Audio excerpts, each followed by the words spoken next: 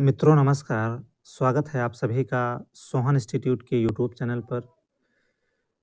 कई दिनों से देखिए आपसे रूबरू होने का मौका नहीं मिल पा रहा था। आज बड़े दिनों के बाद जो है एक बार फिर से आपसे रूबरू होने का मौका मिला है और आज जो है जीके जीएस की दूसरी प्रैक्टिस के साथ एक बार पुनः उपस्थित हैं। इससे पहले आपको बता दें कि जीके जीएस की दूसरी प्रैक्टिस देखिए यूट्यूब पर अपलोडेड है, जिसमें देखिए आरओ पटेल जी का मैसेज मुझे मिला था कि सर जो है वीडियो चल रहा है, लेकिन क्वेश्चन जो है नहीं दिख रहे हैं और वॉइस जो है आ रही है।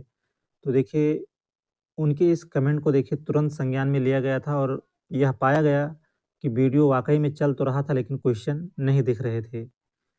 तो देखिए उस वीडियो को देखिए प्राइवेट कर दिया जाएगा या फिर उसे यूट्यूब से ही हटा दिया जाएगा और संशोधित करके देखिए उन क्वेश्चनों को बहुत जल्द जो है शामिल किया जाएगा। आज आइए जीके जीएस के कुछ महत्वपूर्ण प्रश्नों के साथ उपस्थित हैं। पहले क्वेश्चन के साथ जो है आज के सेशन की शुरुआत करेंगे। क्वेश्चन देखिए आपके सामने है, कह रहा है कि विश्व आर्द्र भूमि दिवस जो है किस तिथि को मनाया जाता है? 4 ऑप्शन दिया है। ऑप्शन ए कह रहा है कि 2 फरवरी को, बी ऑप्शन में दिया है 5 जून को, ऑप्शन सी में दिया है 22 मार्च को और डी ऑप्शन में दिया है 22 अप्रैल को। आप सभी को पहले प्रश्न के लिए उत्तर करना है कि विश्व आर्द्र भूमि दिवस जो है किस तिथि को मनाया जाता है? उत्तर आप लोग करते चलेंगे। देखिए, प्रत्येक प्रश्न का उत्तर आप लोग कमेंट में करते चलेंगे।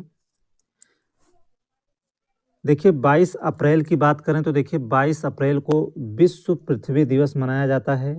विश्व पृथ्वी दिवस मनाया जाता है। देखिए, महत्वपूर्ण दिवस हैं, इनको आप लोग नोट करते भी चलेंगे और 22 मार्च को देखिए विश्व जल दिवस मनाया जाता है। विश्व जल दिवस देखिए 22 मार्च को मनाया जाता है और विश्व पर्यावरण दिवस देखिए विश्व पर्यावरण दिवस ये देखिए 5 जून को मनाया जाता है और देखिए ये यूपी टेट का जो है फेवरेट प्रश्न है। हमेशा देखिए लगातार यह प्रश्न जो है लगातार रिपीट होता रहा है और देखिए दोनों ही एग्जाम में पूछ सकता है, यूपी टेट और सुपर टेट दोनों ही परीक्षाओं में। और क्वेश्चन आपको पता है कि लगातार जो है हमेशा रिपीट होते रहते हैं। और विश्व आर्द्र भूमि दिवस देखिए मनाया जाता है 2 फरवरी को। बता दें कि भारत में जो है आर्द्र भूमियों की संख्या देखिए 49 है। कितनी है? विश्व भारत में जो है आर्द्र भूमियों की संख्या जो है 49 है और विश्व आर्द्र भूमि दिवस मनाया जाता है 2 फरवरी को। महत्वपूर्ण तिथियां हैं, इनको आप लोग नोट करते चलेंगे। चलिए, पहले क्वेश्चन का देखिए सही आंसर हो जाएगा ऑप्शन नंबर ए, विश्व आर्द्र भूमि दिवस मनाया जाता है 2 फरवरी को। दूसरे क्वेश्चन के क्रम में आगे चलेंगे।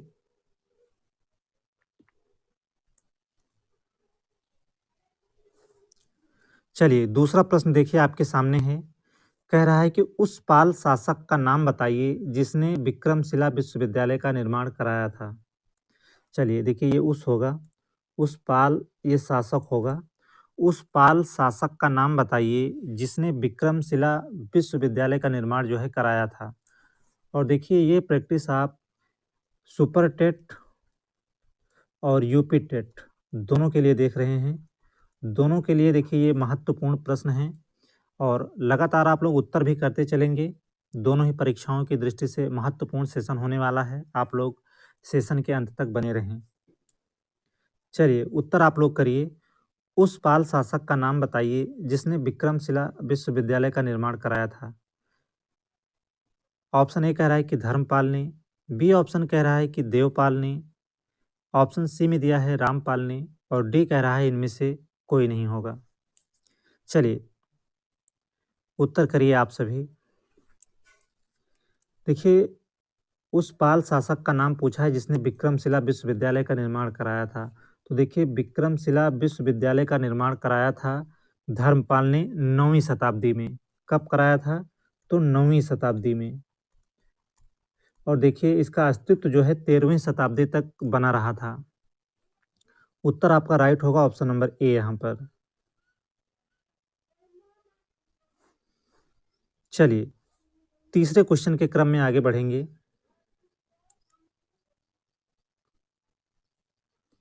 डूरंड कप किस खेल से संबंधित है? बता दें कि यह प्रश्न जो है 69,000 शिक्षक भर्ती में पूछा भी था। 69,000 की जो शिक्षक भर्ती हुई थी उसमें यह प्रश्न पूछा था, डूरंड कप किस खेल से संबंधित है? क्या फुटबॉल से, हॉकी से, क्रिकेट से या फिर बैडमिंटन से? चलिए, खेल से भी आपकी परीक्षा में एक प्रश्न निश्चित रूप से बनेगा, चाहे वह यूपी टेट की परीक्षा हो या फिर सुपर टेट की परीक्षा हो। अगर आप किसी अन्य भर्ती की तैयारी कर रहे हैं, तो भी देखिए इन क्वेश्चन को आप इग्नोर नहीं कर सकते हैं, सभी परीक्षाओं के लिए महत्वपूर्ण प्रश्न हैं। डूरंड कप किस खेल से संबंधित है आपको बताना है, उत्तर आप लोग करते चलेंगे। तो देखिए डूरंड कप किस खेल से संबंधित है? तो देखिए डूरंड कप संबंधित है फुटबॉल से। पहला ही विकल्प आपका सही हो जाएगा।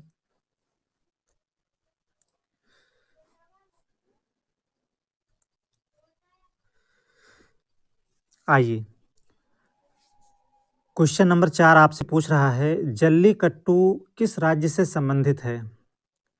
प्रश्न संख्या 4 के लिए उत्तर करिए आप सभी। जल्लीकट्टू किस राज्य से संबंधित है?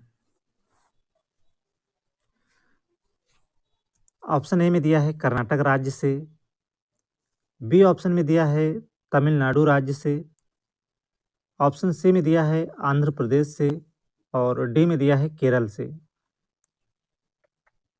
चलिए, जल्लीकट्टू किस राज्य से संबंधित है? देखिए महत्वपूर्ण प्रश्न है और लगातार यहाँ से प्रश्न आता रहा है आपकी परीक्षा में। तो देखिए जल्लीकट्टू किस राज्य से संबंधित है? तो देखिए यह संबंधित है तमिलनाडु राज्य से और जल्लीकट्टू देखिए पोंगल उत्सव के दौरान मनाया जाता है। कब मनाया जाता है? पोंगल उत्सव के दौरान। पोंगल उत्सव के दौरान मनाया जाता है। इसमें देखिए सांडों की लड़ाई जो है प्रमुखता से होती है। उत्तर आपका राइट होगा ऑप्शन नंबर बी। अगले सवाल की ओर चलेंगे।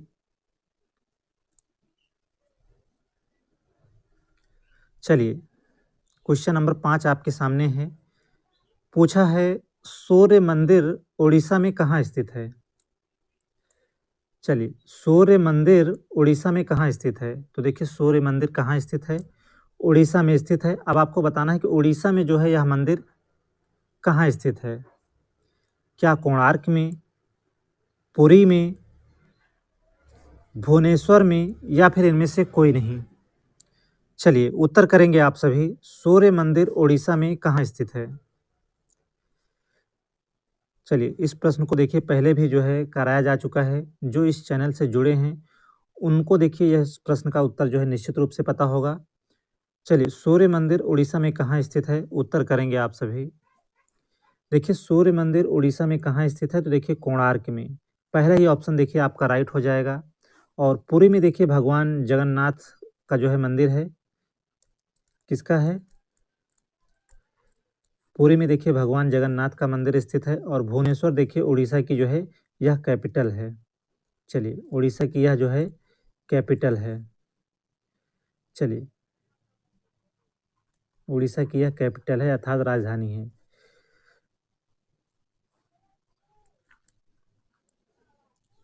आइए क्वेश्चन नंबर नेक्स्ट देखेंगे।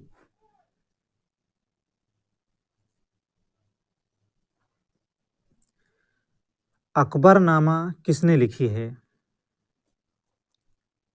चलिए, अकबरनामा किसने लिखी है? फिरदौसी ने, अबुल फजल ने, बदायूनी ने या फिर इनमें से कोई नहीं? आप सभी को बताना है कि अकबरनामा किसने लिखी है। और देखिए ये सभी प्रश्न जो है आपकी परीक्षा की दृष्टि से महत्वपूर्ण हैं, चाहे आप यूपी टेट की तैयारी कर रहे हैं या आप सुपर टेट की तैयारी कर रहे हैं। दोनों परीक्षाओं के लिए देखिए महत्वपूर्ण सवाल हैं और लगातार आप सेशन के अंत तक ज़रूर बने रहें। और किसी अन्य भर्ती की तैयारी आप कर रहे हैं, तो भी देखिए ये क्वेश्चन बहुत ही महत्वपूर्ण होंगे उन परीक्षाओं के लिए भी।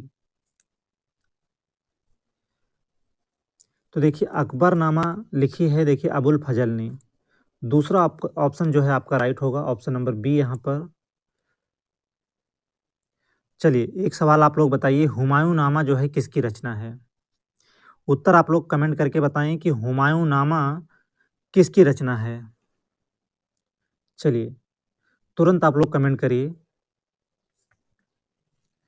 चलिए बता देते हैं आपको, हुमायूँ नामा देखिए गुलबदन बेगम की रचना है। गुलबदन बेगम देखिए बाबर की बिटिया थीं और हुमायूँ नामा में ही देखिए यह कहा गया था कि जो है अकबर की मृत्यु देखिए विष देने से हुई थी। फिलहाल यहाँ हुमायूँ नामा नहीं पूछा था, आपसे यहाँ अकबरनामा पूछा था और अकबरनामा लिखी है अबुल फजल ने। हमने हुमायूँ नामा की बात की, हमने आपको बताया हुमायूँ नामा जो रचना है वह गुलबदन बेगम की है, जो कि बाबर की बिटिया थी और हुमायूँ नामा में ही कहा गया था कि जो है यह बताया गया था कि अकबर की जो मृत्यु हुई थी, वह विष देने से हुई थी। चलिए, फिलहाल यहाँ अकबरनामा पूछा था तो इसकी रचना देखिए अबुल फजल ने की है। क्वेश्चन नंबर 7 के क्रम में आगे चलेंगे।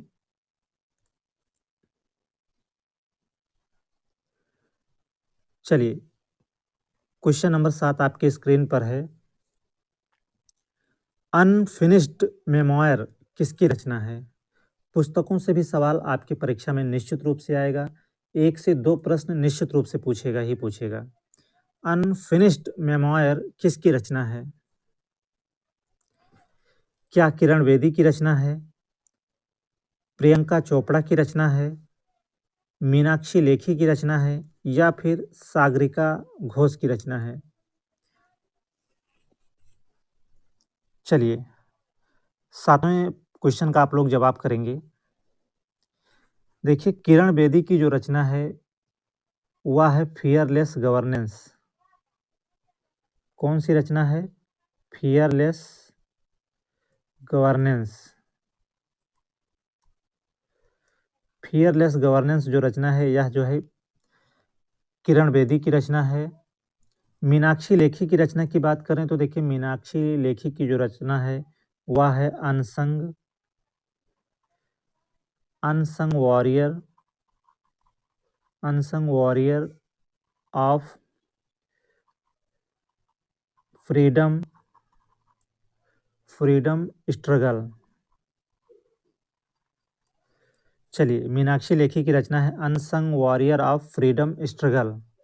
बाकी सागरिका घोष की बात करें तो देखिए अटल बिहारी वाजपेयी के ऊपर किताब लिखी है किसने? सागरिका घोष ने। अटल बिहारी वाजपेयी अटल बिहारी वाजपेयी के ऊपर किताब लिखी है सागरिका घोष ने, जबकि अनफिनिश्ड मेमोयर जो है यह रचना है प्रियंका चोपड़ा की। दूसरा ऑप्शन जो है आपका सही हो जाएगा यहाँ पर। अनफिनिश्ड मेमोयर जो रचना है यह प्रियंका चोपड़ा की रचना है। अगले सवाल की ओर चलेंगे और देखिए जो साथी हमारे नए हैं, चैनल को आप लोग सब्सक्राइब कर लें और ज़्यादा से ज़्यादा अपने दोस्तों में क्लास को ज़रूर शेयर करें। चलिए, पूछा है विश्व मानवाधिकार दिवस जो है किस तिथि को मनाया जाता है? अच्छा सवाल है। इस प्रकार के प्रश्न जो है निश्चित रूप से आपके एग्जाम में पूछेगा। विश्व मानवाधिकार दिवस जो है किस दिन मनाया जाता है? 4 विकल्प दिया है। 10 दिसंबर को, 11 दिसंबर को, 1 दिसंबर को या फिर 25 दिसंबर को। देखिए, विश्व मानवाधिकार दिवस मनाया जाता है 10 दिसंबर को। पहला ही ऑप्शन जो है राइट हो जाएगा यहाँ पर। चलिए चलिए, इन तिथियों को देखिए, जो महत्वपूर्ण तिथियां हैं इन्हें आप लोग नोट करते चलेंगे। यहाँ से अक्सर जो है एक प्रश्न आने की पूरी संभावना रहती है।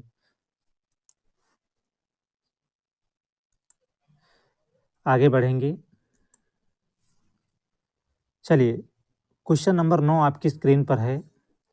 इकोसिस्टम की सही परिभाषा क्या है? चलिए, इकोसिस्टम की सही परिभाषा क्या है? ऑप्शन ए में दिया है परस्पर क्रिया करने वाला जीव समुदाय। बी ऑप्शन में दिया है किसी स्थान का अजीवीय घटक।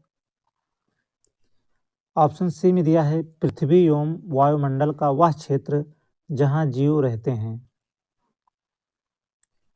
और डी ऑप्शन में दिया है जीव समुदाय और उसके वातावरण का संतुलित तंत्र। चलिए, 9वें क्वेश्चन के लिए आप लोग आंसर करेंगे। देखिए, आपको इसकी सही परिभाषा बताना है। वैसे तो देखिए ऑप्शन डी जो दिया है, जीव समुदाय और उसके वातावरण का संतुलित तंत्र। देखिए सही तो यह भी है और परस्पर क्रिया करने वाला जीव समुदाय ऑप्शन ए भी सही है, लेकिन इसकी सही परिभाषा क्या होगी आपको बताना है। तो देखिए इसकी जो सही परिभाषा है इन 4 विकल्पों में आप कह सकते हैं पृथ्वी एवं वायुमंडल का वह क्षेत्र जहाँ जीव रहते हैं। चलिए, सबसे नज़दीक आंसर यही होगा, इसलिए आपका राइट आंसर होगा ऑप्शन नंबर सी। देखिए डी जो है गलत नहीं है, ए भी गलत नहीं है, लेकिन इसकी सही जो परिभाषा यहाँ दी हुई है, वह होगा पृथ्वी एवं वायुमंडल का वह क्षेत्र जहाँ जीव रहते हैं। चलिए ऑप्शन सी जो है राइट हो जाएगा।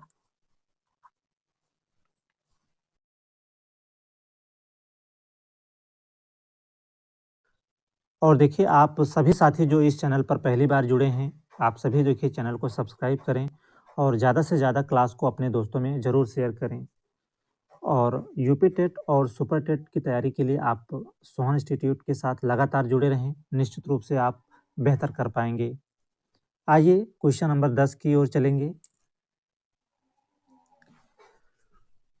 क्वेश्चन 10 देखिए आपके सामने है, कह रहा है कि पौधों में जल का अधिग्रहण जो है किसके द्वारा होता है?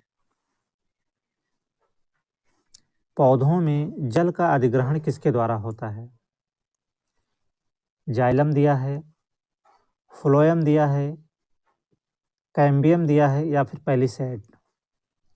देखिए पैलिसैड और कैम्बियम दोनों उत्तर हमारा नहीं होगा। पूछा है पौधों में जल का अधिग्रहण किसके द्वारा होता है? तो देखिए जाइलम के द्वारा। और अगर आपसे पूछता है कि भोजन का अधिग्रहण किसके द्वारा होता है? तो देखिए भोजन का अधिग्रहण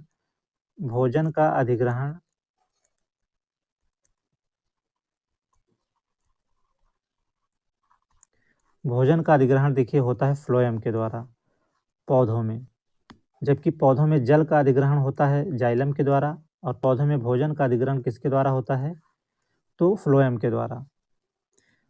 आंसर आपका करेक्ट होगा यहाँ पर ऑप्शन नंबर ए। आइए नेक्स्ट क्वेश्चन देखेंगे।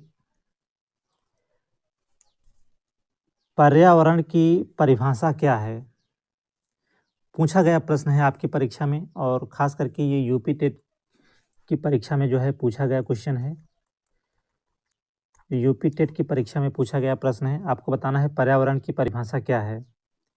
ऑप्शन ए में दिया है जैविक एवं अजैविक घटक, बी में दिया है समुद्र तल के नीचे की वस्तुएं, सी में दिया है चीजें जो हमको घेरती हैं और डी में दिया है इनमें से कोई नहीं। चलिए देखिए इसमें पर्यावरण की सही परिभाषा है जैविक एवं अजैविक घटक। पहला ऑप्शन जो है आपका राइट होगा यहाँ पर।